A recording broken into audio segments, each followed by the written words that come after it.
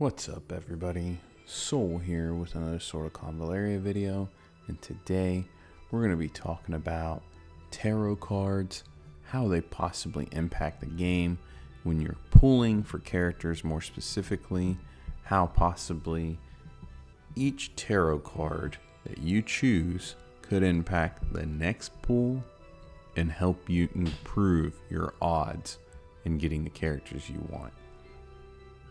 Bear in mind, this is purely conjecture, this is theory, this is not fact, this is merely a suggestion that warrants more investigation.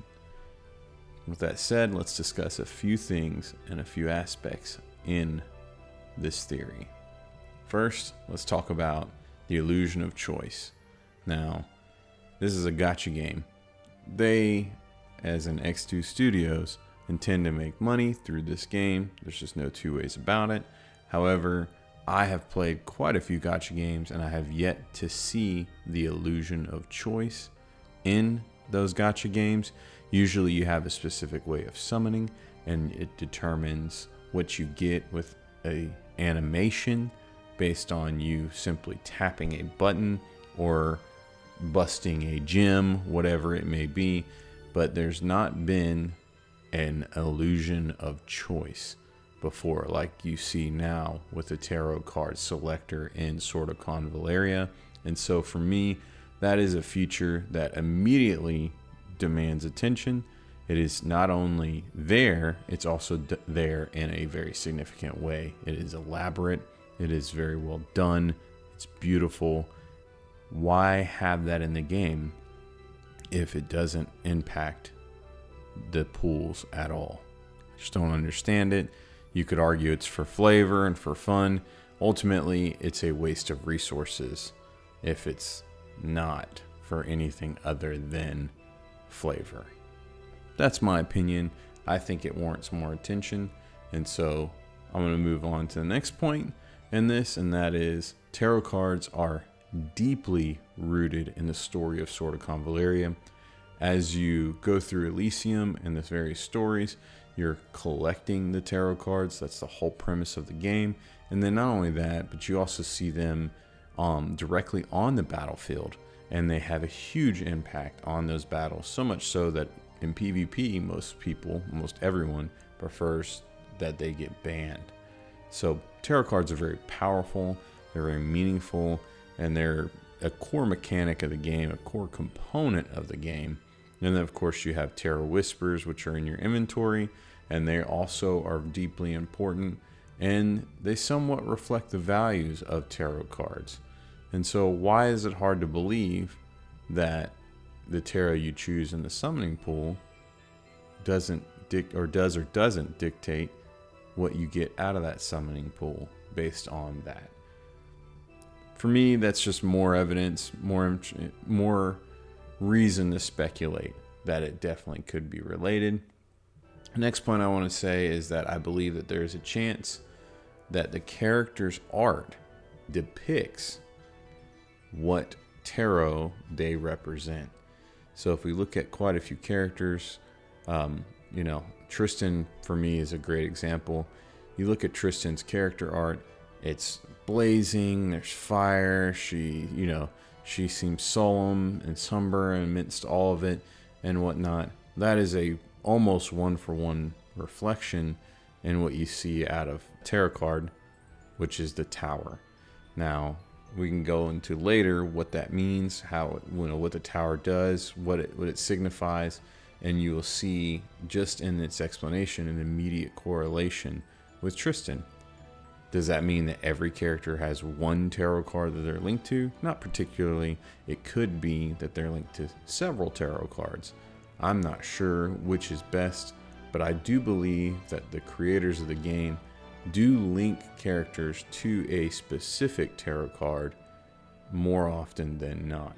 And it's usually depicted in their banner art, from what I am gathering, and it is my belief. Not fact, it is purely theory. And so this is something I want to look into. We'll discuss more. Yeah, moving on. We know that immediate tarot cards that you choose in your summoning pool is not dictated by the tarot that you select. We know this because when we select to summon, we will get an achievement long before we pick a tarot card outlining that we have gotten a new character. However, I do think that there is a chance the tarot card you select on that pool will possibly dictate the next pool. I think that is how things are determined. I think that each time you pull, your next pool is dictated based on the tarot that you selected and the odds of which you're looking at. Of course, we know we have hard and soft pity. This is a mechanic the game keeps up with and acknowledges, and I think that your pool going into the next one it preordains what's to happen next, and the tarot you select impacts that. There is a chance, if this is accurate, that the tarot you choose, if linked to the character on the banner or the character you just desire, if it's a general banner, will be aligned more heavily, maybe increase the odds based on the tarot you choose. Well, this is purely speculation. I don't want to keep repeating that over and over again, but yeah, there is a chance of that. Now, we know that the immediate pool is not dictated by that, and then I have to stress one thing. Don't forget the very first pool you got on your account, you did not get to choose a tarot. You were given that character. It is premeditated. It is set. So the one pool where you're guaranteed to get something that is preordained, you didn't get to choose. Doesn't necessarily mean anything, just more evidence to support the theory. Next, I'm going to talk about speculation. Now, I'd love for all you get down in the comments. Let's speculate all of this. Let's talk about what it could mean, what it does mean, what it doesn't mean, you name it. All of this is purely speculation. We can gather the information, get the numbers and crunch, and we can see patterns. And if we see patterns, then we can start to go forward with something a little bit more than speculation. Regardless of that, talking about it needs to be respectful. No one needs to be shamed for having the belief. And at the end of the day, if this doesn't impact anything or mean anything, it's at least fun to consider. It's great lore-wise to learn about these characters and see how they connect to a core aspect of the game, which is the tarot cards. And yeah, why not try to do something to tip the odds in your favor if you're just gambling and going at chance anyways. That's just my opinion, but please, let's be respectful when we get to talking about it in the comments. And then the next point is, let's go over these tarot cards in meaning. I'm going to go over them one by one. We're going to talk about them in length, or in some length, and then I'm going to give you a suggestion as to who I think it's a reference to and move forward. So, thanks for that overall breakdown. Thanks for bearing with me as I explained everything. Without any further ado, let's get into it. Okay, so first and foremost, we're going to take a look at the tarot card, the Chariot. This tarot card represents determination, success, willpower, and control. Now, if you do or you don't know, each tarot card has a upright meaning and a reversed meaning, means upside down. The reverse of the Chariot is something that represents egotistical, oppositional, lack of direction, and instability. Now, I don't know that reverse is respected in the game, so I'm not going to go too far into that. I'm going to talk about the upright meaning of the Chariot, which is that determination, success, willpower, and control. And I think the character that's best outlined by that is Lufty. Now, he's not out yet. He's coming soon, potentially. And so when you pull on him, pick that Chariot. Let me know what you think. It could be something else, but for me, when I'm looking at it, Lufty best represents the Chariot. Next up is Death, the Death Tarot card. And so the Death Tarot card represents change, endings, transformation, and transition. And so for me, there's a few options on what can fit. I've speculated it. I've talked to a few people about it and this, that, and the third. For me, I think Dandelion may very well represent this card best. I'm not confident that he absolutely does, period, dot, no matter what. I just think that there is a decent chance that this is the guy that represents this tarot card best. Next is the devil. The devil represents a shadow self, attachment, addiction, and restriction. And so to me, that is a great representation of Sophia and August. Now, Sophia, of course, you can link others in this, that, and the third. I would argue that Sophia might have the strongest representation of this. You look at her 5-star art, she's covered in those thorns, and she's almost bound by them, but she's not out of control. She's not upset. She's honestly not bothered by them. That shows strength. The devil often signifies strength and the ability to control and manipulate things with power and so on and so forth. And that's referring to that shadow self. So I think Sophia is a great choice here for numerous reasons on the devil. Next is the emperor. Now, the emperor signifies father figure, authority, establishment, and structure. And for me, I think a great character to represent those things is Tidon. And so Tidon is fantastic. Now, I think that he's a role model father figure, right, for Gloria. You know, if you know, you know. But anyways, yeah, he's got the authority, the establishment, the structure. He's all about those things. That is to him through and through. And so that is what I think best represents the emperor. Next is the empress. That is feminine or femininity. I can't say that right. Beauty, nature, nurturing, and abundance. That word's kind of key right there. We know a character's coming really, really soon, or depending on when you're watching this, is already out, and that's Flavia. Flavia, one of her translations is the sorceress of abundance. Her skill trait is abundance, or the copious sorceress. And so the copious sorceress is obviously a reference to an abundance of something, which is fertility, femininity, nature, you name it. We see it in her banner art and whatnot. So the Empress for me is what I could easily see being represented by Flavia. Next is the Fool, and that represents beginnings, innocence, spontaneity, and a free spirit. And so this for me is an absolute shoe-in for Rawia SP. She perfectly embodies that through her story and so on and so forth. And you can even see it possibly in some of her banner art. She looks really free and whatnot. And so I definitely like the Fool for her. The Fool generally is somebody who's fun-loving, free, detached, and just spontaneous. And so that fits her in my opinion. Next is the Hanged Man. This is somebody who gives pause, surrender, letting go, new perspectives, and martyrdom. And so this is another one that I think Sophia fits on. This could go a couple different ways, a couple different characters. I know people are probably going to jump in the comments and say things like, oh, Dandelion, hands down, this, that, and the third. But Sophia for me is a really strong argument on this one as well. And I do believe, I don't know, I have to go back and look. I think I got my Sophia on the Hangman. I don't remember. Well, we'll talk about that later. But yeah, that's what I think is a very strong match there. Now, the Hermit is representing soul searching, introspection, inner guidance, and wisdom. And so for me, the Hermit, I see strong arguments being for Ida. We see that in her banner art. She's holding that lantern. So is the Hermit. That's a really strong symbology right there.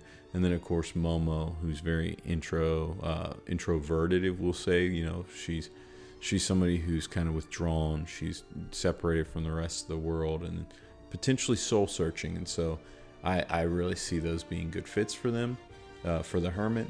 And then next is the High Priestess. This is intuition, sacred knowledge, divine feminine, and subconscious mind. So I know a lot of people are going to want to jump in there and say, oh, this is Karis. Here it is. Let's go. Definitely possible. Could be Karis. Could be Shaklulu. Could be Ida again. Samantha. These are good choices in my opinion. I really like Samantha on this one personally. However, there's quite a few choices for the High Priestess. And moving forward, we'll see what we can flag as potentially linked to this tarot card. The next tarot we're going to discuss is Judgment.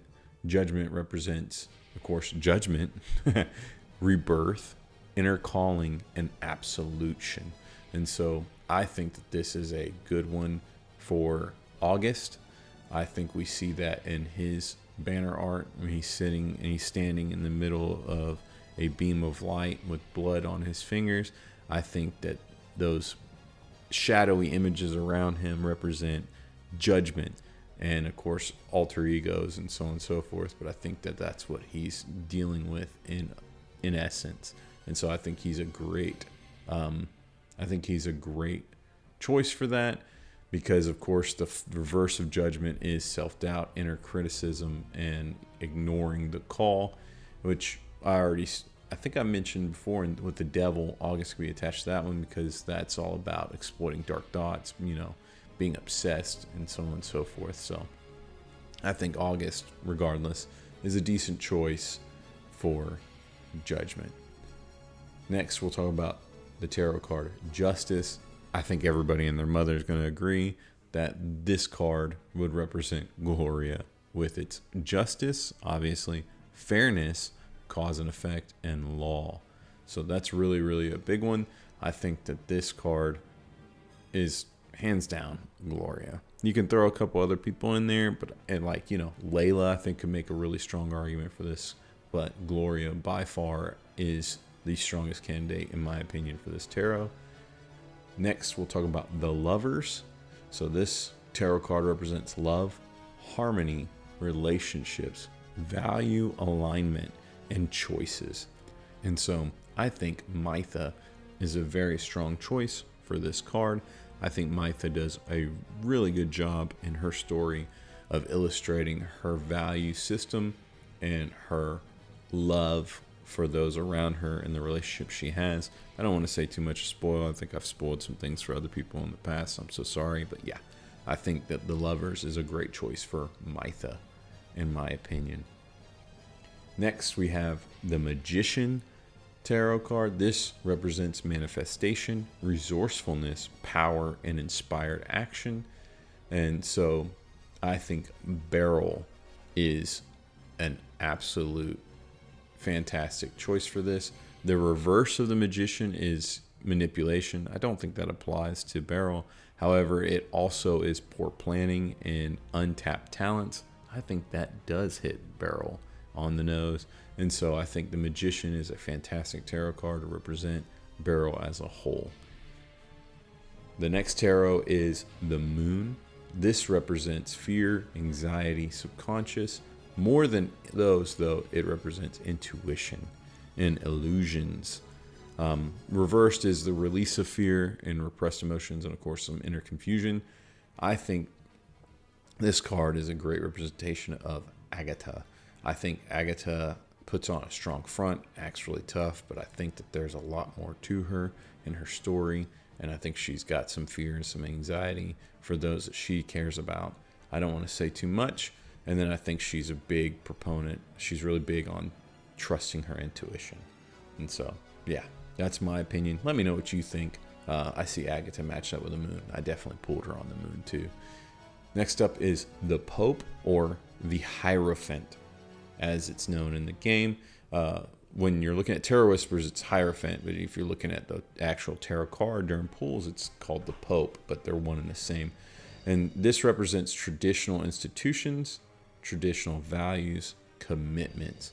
And so this is something that's a bit on the religious, it's religious in a lot of ways, and a lot of, religious depictions line up with this. So for me, I see a very strong tie here to Charis, in my opinion. I think Charis is an absolute great choice for this one. Now, the reverse of the Pope is challenging tradition and unconventional lifestyles and nonconformity. You can argue who that goes with and this, that, and the third, but I think upright meaning, I think Charis is a fantastic choice, in my opinion. The next tarot card is the Star, and so this has the meaning of hope, inspiration, positivity, serenity, and renewal. And so this, for me, I think greatly depicts Estra. I think the Star is Estra's tarot card. You see it in Estra's banner art, where seems to be free, shackles are being broken, and she's in the air, aloof. I don't know about aloof, but aloft. That's the word I'm looking for. And you can see the beautiful starry backdrop in the back. I think that is her tarot card. Depending on when you're watching this, you still have time to pull for her. Use the star. Let me know what you think, but I think that's absolutely her tarot. And Estra can be reassembled and just make starry. I don't know, E-star, whatever. Regardless, moving forward. The next tarot to discuss is strength. And so this isn't about like raw physical strength, but rather it depicts inner strength, courage, bravery, confidence, and the ability to have self-control. Or it's control in general, but self-control primarily. And so for me, I think that this is a fantastic representation of Hasna. I think Hasna is a great choice for this. You could argue quite a few characters fit this role. I think Pamina would even be a really good one. But yeah, I think that those two are really, really, really good choices for strength. Definitely Pamina and Hasna. The next tarot is the Sun. This represents freedom, fun, success, optimism, vitality, joy, and truth. And so this is my favorite tarot, if you could imagine. But regardless, I think this really represents Rawia. I think this is a really good tarot for her. I think this absolutely symbolizes her in a nutshell and the whole span of her life and what she's endured, dealt with, and where she's at now as far as story and whatnot. And so I really like her. She's definitely pursuing, freedom, fun, success. She's she's optimistic, and then, there's a lot going on there. The reverse of the Sun is pessimism, ego, oppression, sadness, and conceitedness. I think that's a good negative representation of Garcia, but we're not necessarily talking about reverse. That's just a little fun extra little bit tidbit there. We can talk about reverse. Let me know in the comments if you'd like more information on that. We'll go over it. But upright, I think Rawia is a very strong depiction of that. The next tarot we're going to talk about is Temperance. And so that is balance, peace, patience, moderation, and perspective. And so I think that is a fantastic depiction of Layla. I think Layla embodies all of those values. You see it in her story when you're learning about her and you're reading the dialogue. That is definitely her through and through, in my opinion. All about that peace, patience, and moderation and perspective. And I think she's a very, very strong candidate for Temperance. Next is the Tower. And so this upright means chaos, destruction, disaster, unexpected change, violence, loss, and pain. And so I see this being tied to Tristan. I said it earlier in the video. I was talking about Tristan's banner art. I mean, literally, it's almost uncanny in my opinion now. I could be biased, but I definitely see it there. And I think the meaning of the tarot easily can be linked to Tristan and her story and what she goes through. And so I definitely think she is a strong candidate for that. And yeah, Tristan, the Tower. Wheel of Fortune's the next tarot up on the list. And so Wheel of Fortune represents good luck, destiny, karma, and fate. And of course, it's all about, being fortunate, creating the luck even, you name it. I personally speculated for a while as to who this could fit and be really good for. And I see Akambe fitting that role, in my opinion. I think Akambe likes to tempt the Wheel of Fortune. I think Akambe likes to influence and manipulate things to an extent. And so I think Wheel of Fortune really represents Akambe well.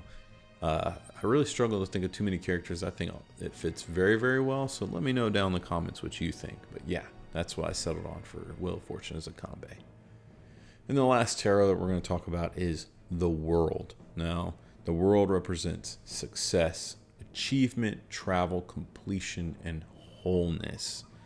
And so Yeah. In reverse, it's stagnation, burden, lack of achievement, disappointment, lack of success, and stuck, like not making any progress or lacking direction. I think that this tarot absolutely represents Inanna. I think Inanna, SP Inanna, you name it. I think this tarot is a perfect representation. I think that's the character that's strongest linked to it. But yeah, you let me know what you think. Now, what is the point of all this? Just for fun, lore diving, speculation, something to talk about. But if this does impact pools, wouldn't you want to have a better chance? Looking forward, as of the time of this recording, Flavia is the next character that's coming out. I want everybody to try it. Let me know. When Flavia comes out, what are you losing? If you choose to pull on her based on the Empress card, and you don't get her, were you going to get her anyways? Is it preordained? Was another tarot going to give you better luck? What's your beliefs? However, if she is linked to the Empress and there is something in the game that increases your odds of getting her based on choosing that, why wouldn't you want to exploit that? And so let me know what you think. It's definitely apparent in her banner art. Abundance is what she has going on all around her. It's lush, tall grass. The windmills churning, everything else. She's loving life. Everything seems good. Even the sunlight seems to be really, really bright and in abundance. And so, it's literally her name of her trait. And yeah, this is the Empress. That's what that represents. And I think that will absolutely increase your odds of getting Flavia when you pull on it. That's my theory anyways. And so I'm really interested in knowing what you think and what you get based on that. Please make sure you drop it down in the comments. Let's talk about it. And I'm excited to see what y'all get, learn, and think about this going forward. I think each time a new character comes out, I'm going to openly discuss what's coming with them, and I'm going to try to attach them to a tarot card based on not only their lore and what we know about them, but their abilities, their traits, their aesthetic, and then of course their banner art. With that all said, thank you so much for watching. I deeply appreciate you. Huge shout out to my Patreon members who allow me to make the pools and to get all the characters, build the guides, and then have the lore and the insight to create videos like this. It really means a lot to me. And yeah, there's links down below in the description. Make sure you go check them out if you want to support me and the channel. And there's of course a Discord link there if you want to join us, where we talk about all things sort of Convallaria and then some. Thank you so much for watching, and until next time, I'll catch you later. Bye.